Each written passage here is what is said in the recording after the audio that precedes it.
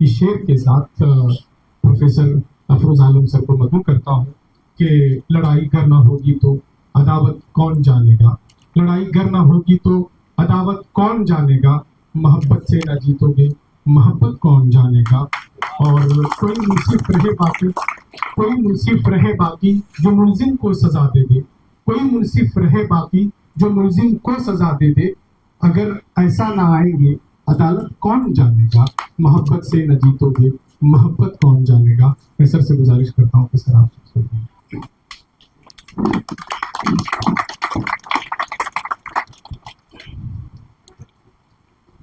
السلام علیکم. ہم آدھیوں سے بھی اپنا وجود منوا لیں، ذرا درست ہو ترتیب اپنے آشیانے کی. ہم لوگوں نے ابھی تبریز سر سے سنا کہ یہ وقف کی قانون جو آیا ہے اس کے کیا فائدے ہیں، کیا نقصانات ہیں، کیا ہو سکتے ہیں. ایک قانونی پہلو تھا، اور میں سیاست کا آدمی ہوں، سیاست پہ بات کرتا ہوں. اور میرے ذہن میں جو سیاست کے معنی ہیں وہ علیحدہ ہیں، اور جو میرے اسٹوڈنٹ رہے ہیں وہ جانتے ہیں کہ میں سیاست کو کس نظریے سے دیکھتا ہوں. میں کہتا ہوں کہ اگر کوئی شخص آپ کی زندگی میں بہتری لا سکتا ہے وہ سیاست کر رہا ہے. اگر کوئی شخص دو لوگوں کے درمیان جھگڑے ہیں، تنازع ہیں، اگر اسے دور کر سکتا ہے تو وہ سیاست کر رہا ہے. اگر کوئی ایسی سرکار عوام کی فلاح بہبود میں کوئی اسکیم لا سکتی ہے، قانون لا سکتی ہے، فیصلے سنا سکتی ہے تو وہ سیاست کر رہی ہے. سیاست کا کام کسی قوموں کے درمیان تفریق پیدا نہیں ہے. سیاست کا کام امن اور امان قائم کرنا ہے، اور ملک کا کوئی بھی شخص یا ادارہ یا سرکاریں یہ کام کر رہی ہیں تو وہ سیاست کر رہی ہے. اب پہلو آتا ہے وقف امینڈمنٹ بل کا. کیا اس وقف امینڈمنٹ بل کے ذریعے سرکار وہ سیاست کر رہی ہے جس کی ہم خواہش رکھتے ہیں ایک ہندوستان کے شہری ہونے کے ناطے؟ اور اس میں پہلی بات یہ آتی ہے کہ یہ کوئی پہلا قانون نہیں ہے وقف پہ. لیکن مجھے خوشی یہ ہے کہ اب قانون جب بن رہے ہیں تو لوگ بیدار ہو رہے ہیں، سوال کر رہے ہیں. ایسے نہیں کہ پہلی بار قانون بنا ہے. وقف پہ تو 1913 میں بھی قانون بنی تھی. سرکار تب بھی وقف کی پراپرٹیز کو ریگولیٹ کرنا چاہتی تھی. وہ بیداری کہاں تھی؟ 1954 میں وقف ایکٹ آیا تو سرکار تو تب بھی ریگولیٹ کر رہی تھی. سرکار تب بھی چاہ رہی تھی کہ وقف کی جو ملکیت ہے اس کو ریگولیٹ کریں، اس کو ہم چاہیں اس کے اپنے کیڈر ملیں. تب بھی اس طرح سے ہم جمع نہیں ہوئے. 1995 میں وقف ایکٹ آیا جو 1954 کو ریپیل کرتا ہے، تب بھی ہم ہنگامہ نہیں کرتے. پھر 2013 میں آتا ہے ایک امینڈمنٹ، تب بھی ہمارے اندر یہ لگا کہ نہیں، سرکار جو کر رہی ہے وہ صحیح کری، کیونکہ ہمارا ایک بھروسہ تھا کہ پچھلی سرکاروں نے جو کیا شاید بہتر کیا ہوگا. اور اس کے بعد 2025 میں ایک قانون آتا اور پھر ہمارے رگوں میں ایک حرکت پیدا ہوتی ہے اور ہم کہتے ہیں کہ کچھ تو گڑبڑ ہے. کتنے لوگوں نے 1995 کا قانون پڑھا؟ کسی نے نہیں پڑھا. کس نے پڑھا؟ صرف قانون کے سمجھنے والوں نے یا کچھ بیدار لوگوں نے.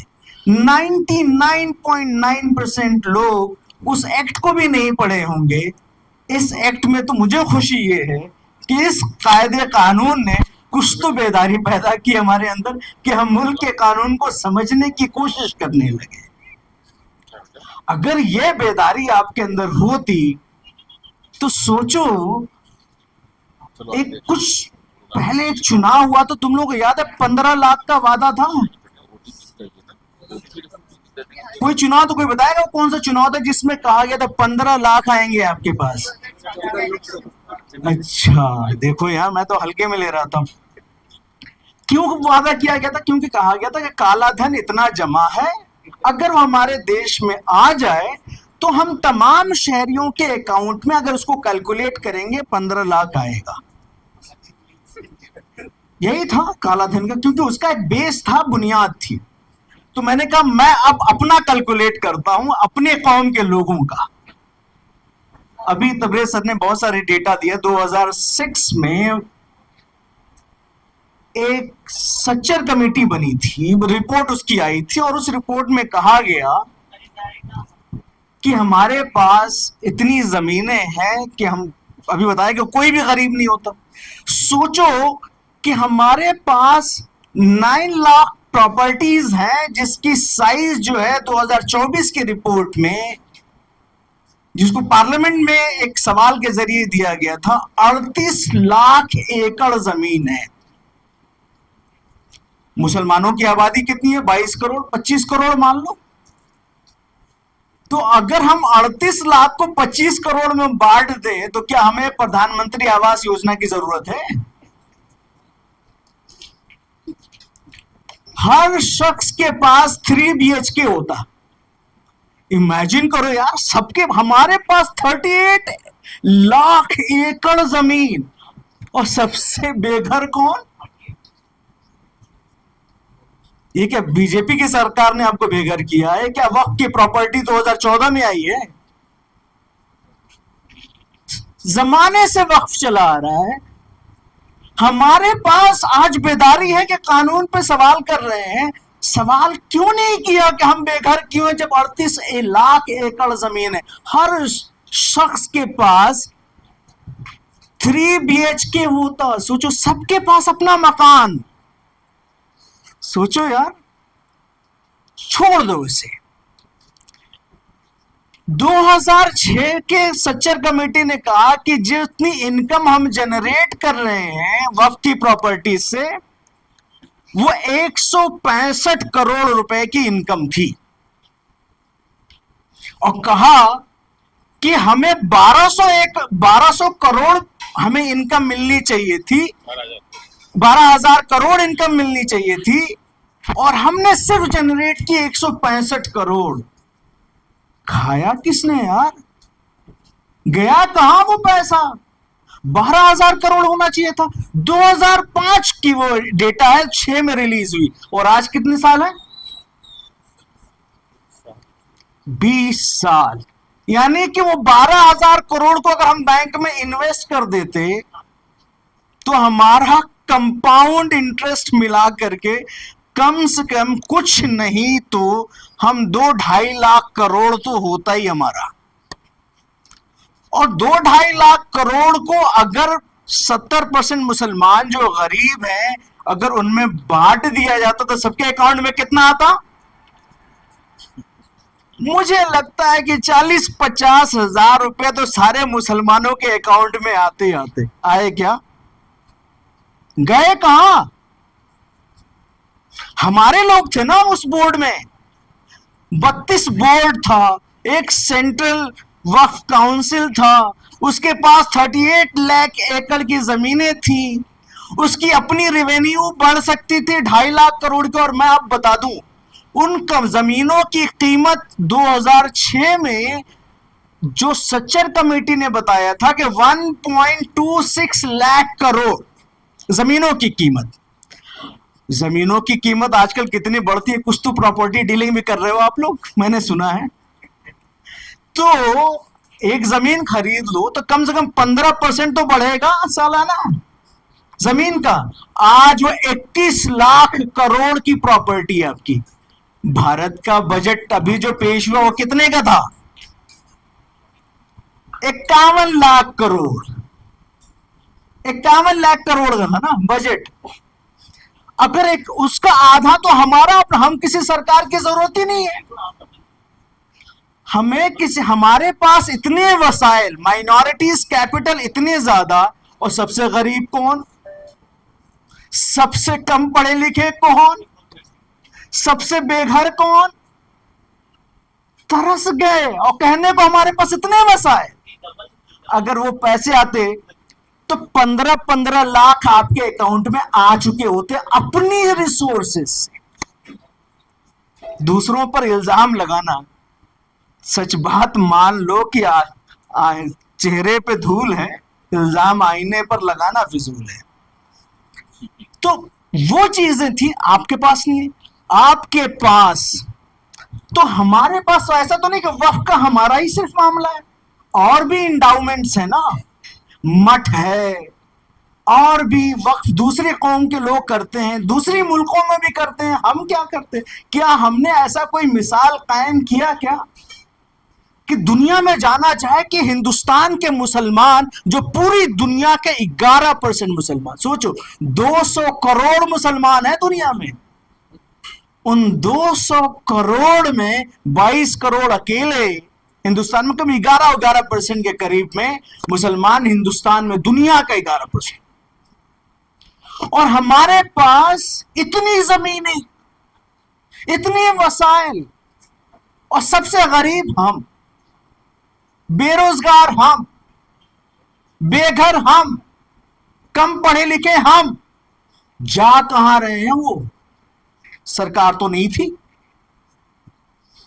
आप थे, मुतवल्ली था आपका। तो एक जमाना था जो मुतवल्ली राज है, और एक नया जमाना आने वाला है जो कलेक्टर राज होगा। क्योंकि हमारी पार्टी हमारी चीजों में मुतवल्ली राज बनाम कलेक्टर राज, एक को तो देख लिया, एक को देखने वाले हैं। नाम बदल गए, देखते हैं क्या होने वाला है। हमारे पास कितनी बड़ी बड़ी हॉस्पिटल्स होनी चाहिए थी। देखिए, दो तरह की वक्फ की प्रॉपर्टीज है, एक कॉमर्शियल यूज के लिए, एक नॉन कॉमर्शियल यूज के लिए। मुझे क्या हुआ, मेरे साथ दिक्कत ये हुई कि मैंने इतनी रिपोर्ट्स पढ़ी, इतनी पीएचडी गाइड की इस पे, कि अब मुझे अपने घर के हालात बताएं, इसलिए मैंने लिखना बंद कर दिया। क्योंकि लिखूंगा, मैंने कहा आपस में, क्योंकि जब अपने लोगों से मिलूंगा तो बात करूंगा। तो क्या हुआ कि अभी ज्वाइंट पार्लियामेंट्री कमेटी बनी, तो तेलंगाना सरकार को पता नहीं क्या लगा कि अफरोज आलम जैसा एक शख्स है जो प्रोफेसर है मानो में, इसको नॉमिनेट कर देते हैं जेपीसी के सामने। तो मुझे प्रोफेसर कैटेगरी में तेलंगाना गवर्नमेंट ने जेपीसी के सामने नॉमिनेट किया कि आप अपनी बात कहिए इस कानून पर। बड़ी तैयारियां की, माजी खंगाला, कानून पढ़े, कानूनी इदारों में रहा मैं 12 साल, करीब 10 साल, लेकिन सिर्फ शौक ही पैदा हो पाया, उतनी इल्म नहीं हासिल हो पाई। लेकिन पढ़नी पड़ी कौम के लिए, अपने लिए, क्योंकि अपना मसला था।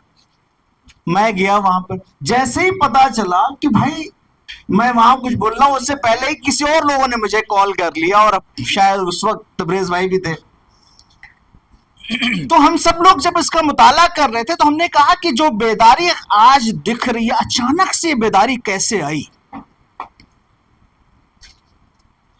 मैं बता दूं कि आम गरीब मुसलमानों को तो पता ही नहीं कि इतने रिसोर्सेज उसके पास हैं। हमारा इलाज अपोलो जैसे, वेदांता जैसे, हम अपना अपोलो बना सकते थे, अपना वेदांता बना सकते थे, अपना जेएनयू बना सकते थे, अपना ऑक्सफोर्ड बना सकते थे, अपना स्टैनफोर्ड यूनिवर्सिटी बना सकते थे। हर जिले में एक यूनिवर्सिटी बनती जिसका स्टैंडर्ड होता ऑक्सफोर्ड यूनिवर्सिटी के बराबर, अपने रिसोर्सेज से, बिना किसी ग्रांट की उम्मीद किए हुए। अपना हॉस्पिटल हो सकता था, अपनी खेती हो सकती थी, अपने मॉल्स हो सकते थे, अपना रेवेन्यू। हम अपना ईमानदारी दिखाते तब। अपनी ईमानदारी पर सवाल कौन करेगा? अपनों ने किया क्या? تو میرے حساب سے ابھی کا جو قانون ہے آپ دیکھیں گے 4 باتیں تبریز بھائی نے کہی ہیں. پہلی بات تو یہ تھی، اس قانون کا میں اس گورنمنٹ کا شکریہ اس لیے کرتا ہوں کہ ہم بیدار ہو رہے ہیں کہ ہم سوال کرنا سیکھ رہے ہیں، ہمارے روح کے اندر حرکت پیدا ہو رہی ہے. یہ آپ کو اپنوں سے بھی سوال کرنے کی کیفیت دے گی، حوصلہ دے گی، اور ان سے بھی جن سے آپ امید نہیں کرتے ہیں. آپ کے اپنے پر تو بھروسہ تھا نا، وہ بھروسہ کہاں گیا؟ کتنی اسکولیں بنی، کتنے کالجز بنے، کتنے ہاسپٹلز بنی، کتنی کھیتی ہوئی، کتنی چیریٹیز کے کام ہوئے. زکوٰۃ ہمارا ایمانداری سے اگر نکلتا، جو باشعور لوگ ہیں، باصلاحیت لوگ ہیں، اگر وہ دیتے تو 40,000 کروڑ زکوٰۃ نکلتا.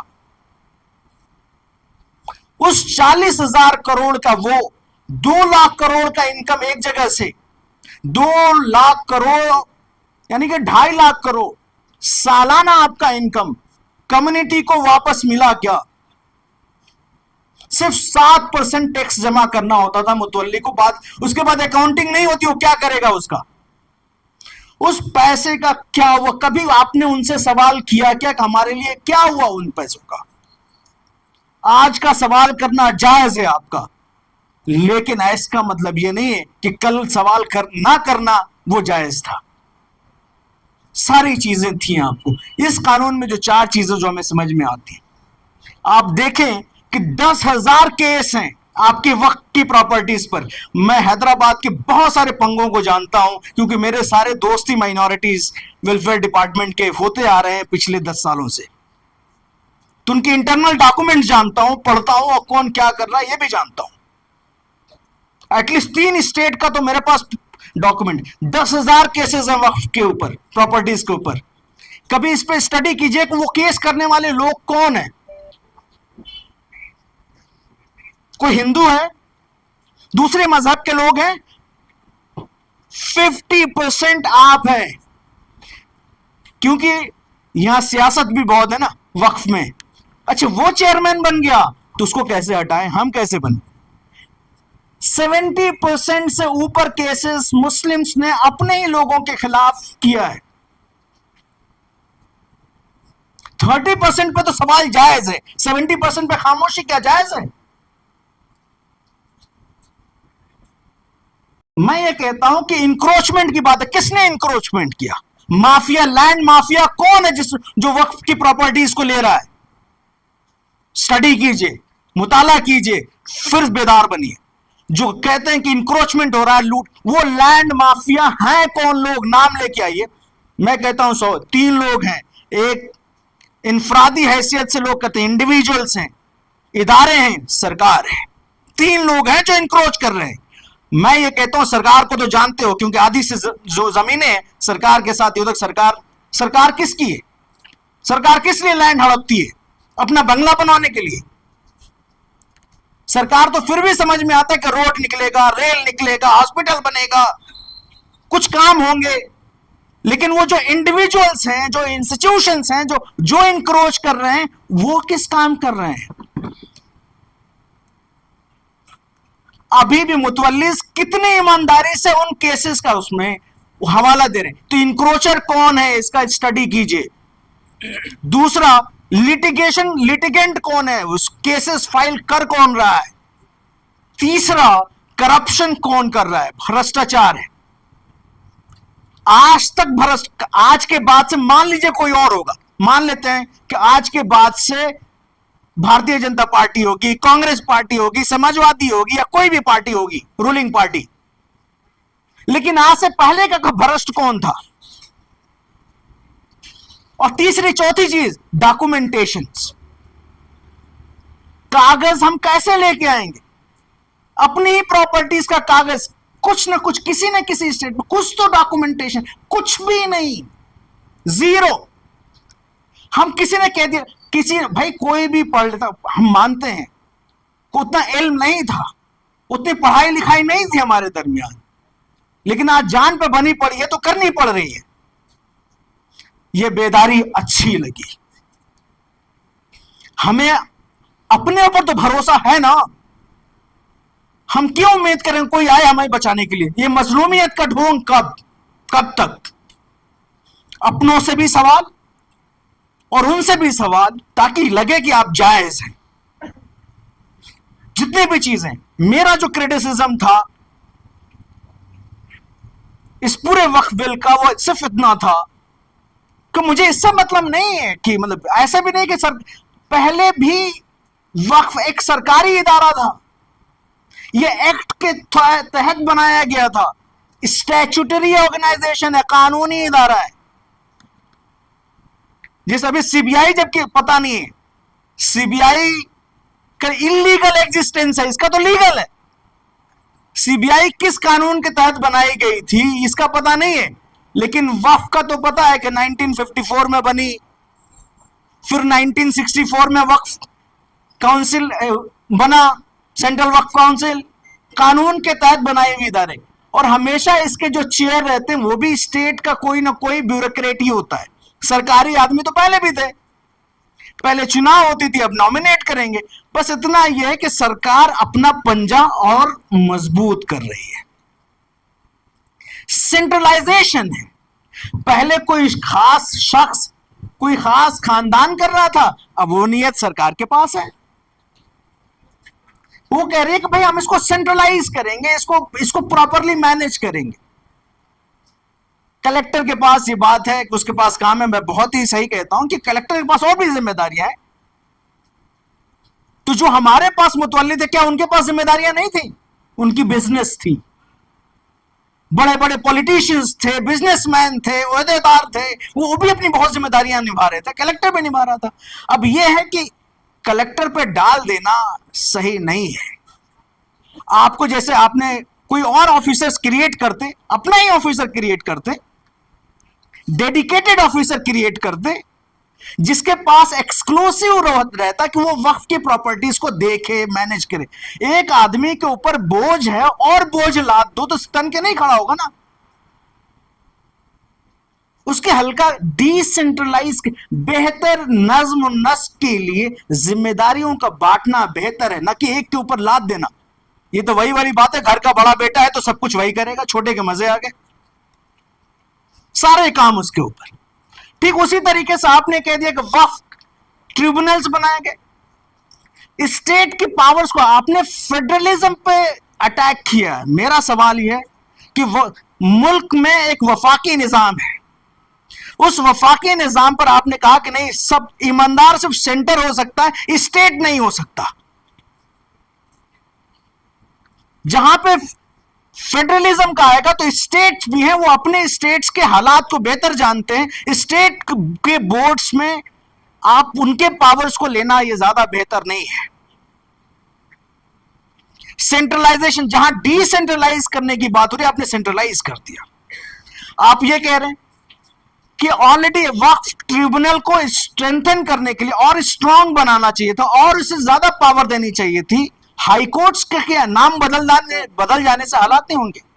آپ نے کہا کورٹ آف اپیل ہو جائے گا، آپ کیسز جو ہے اگر کہیں کوئی مسئلہ ہو جائے گا، آپ بتائیں کتنے لائرز پروڈیوس کر رہے ہیں، کتنے ججز ہیں جو ایگزسٹنگ کیسز. ایک بار یہ ہو گیا کہ موت کی سزا تب آتی ہے جو 20 سال پہلے مر گیا آدمی. تو آلریڈی جو ابھی کی جوڈیشری ہے، جو ججز ہیں، ان کے پاس اتنے کیسز ہیں سول میٹرز کو دیکھنے کے لیے، زیادہ سے زیادہ ججز کی ضرورت ہے.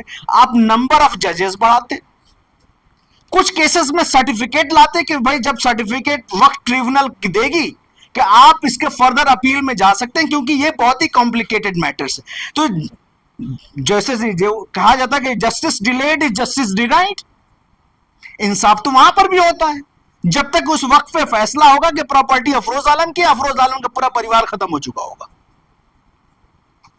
یہ وقف کا ہے. تیسری چیز جو آپ نے کہی کہ بھائی ڈاکومنٹیشن، یہ ساری چیزیں ہیں، وقف بائی یوزر سے ساری اچھی چیزیں ہیں. میں یہ کہتا ہوں کہ آج کی ڈیٹ میں یہ قانون بہت بڑا ریفارمز لے کے نہیں آ رہا ہے، لیکن ایک قدم ہے. ہمیں بیدار ہونے کی ضرورت ہے. ہماری بیداری قوم کو بچا سکتی ہے. قانون سے کچھ نہیں ہوگا. بیدار ہوں گے، دیکھیں گے کیا اس میں جو آپ کے ممبران جا رہے ہیں، جو نمائندے آپ کے ہوں گے، نام مسلمان ہو جانے سے مسلمانوں کے مفاد کی نمائندگی میں اب کروں گا، یہ ذمہ داری نہیں ہے.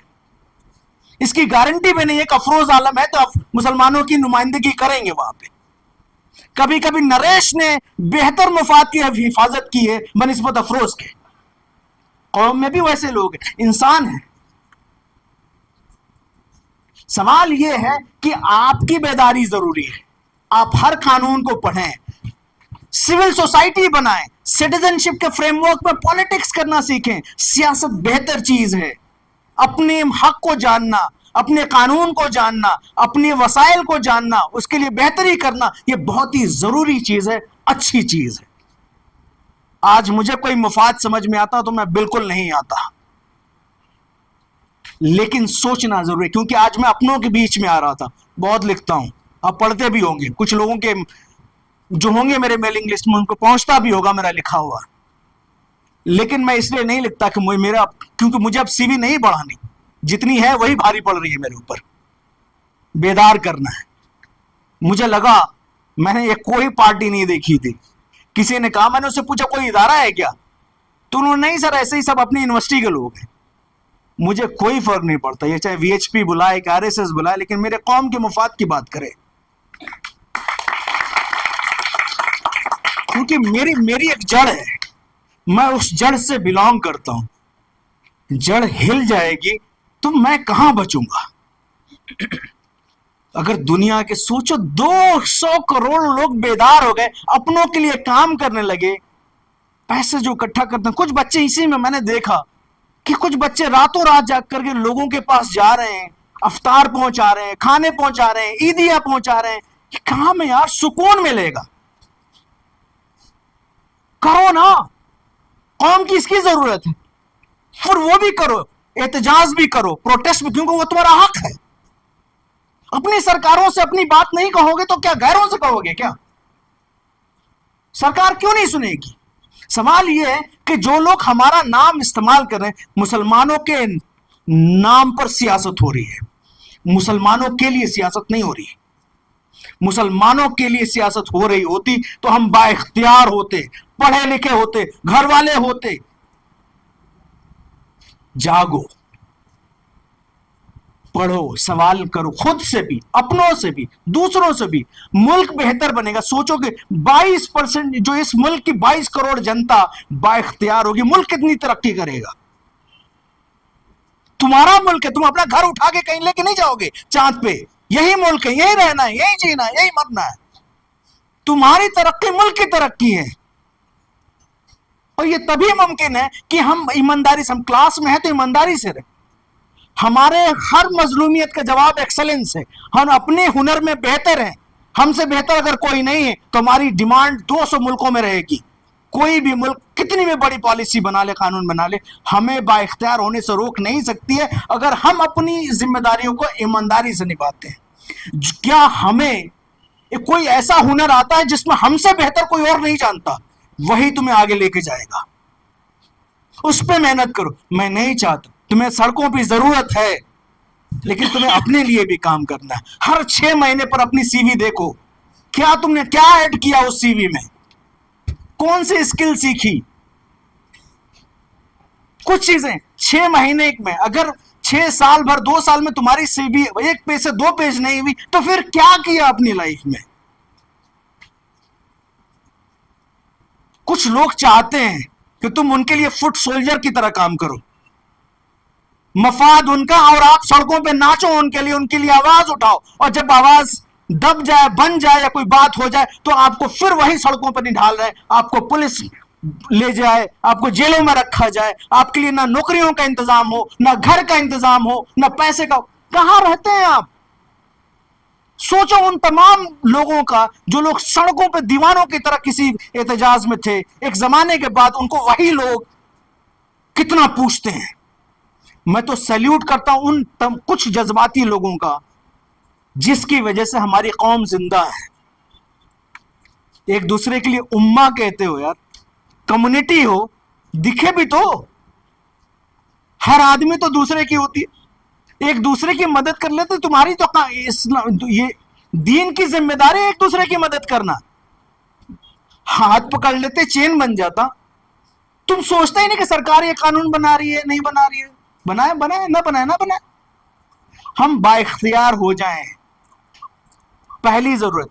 सियासत से आज की जो सियासत है वो गैर सियासी है, वो सियासत नहीं है। तुम सियासत करना चाहते हो तो अपने आप को बेहतर बनाओ, अपने अंदर हुनर लेके आओ, अपनी कौमों के दरमियान के तनाव से दूर करो, तशद्दुद को अवॉइड करो, लोगों की मदद करो, आगे बढ़ो। जिस वक्त तुम आगे बढ़ जाओगे तुम्हें कांस्टेबल भी सुनेगा, क्योंकि तुम्हारे पास कुछ होगा उसको देने के लिए, तुम्हारे खिलाफ एफआईआर नहीं होगी। दुनिया के तमाम जितने केसेस हैं वो गरीबों के खिलाफ है, चाहे वो किसी मजहब के हो। तुम्हारी मजबूरी तुम्हारा मजहब नहीं, तुम्हारी गरीबी है। अगर जिस दिन क्रिएट करोगे ना, कोई तुम्हें छू तक नहीं सकता, क्योंकि वो 10% लोग हैं ना, उनको कोई छू नहीं पा रहा, इसलिए नहीं कि वो अशरफुल मखलूकात वही हैं और हम बेकार हैं। उनके पास वसाइल हैं, उन्होंने मेहनत की, बनाया, और आज उनकी आवाज सुनी। एक फोन शाहरुख खान का किसी कांस्टेबल को आ जाए, क्या होगा? इसलिए नहीं कि शाहरुख खान बहुत बड़ा एक्टर है, वसाइल है। सोचो कहीं इस्तेमाल तो नहीं किए जा रहे हो। इससे पहले कि कोई करे, मौके का बेहतर इस्तेमाल करो अपनी बाइख्तियारी के लिए। खुदा हाफिज।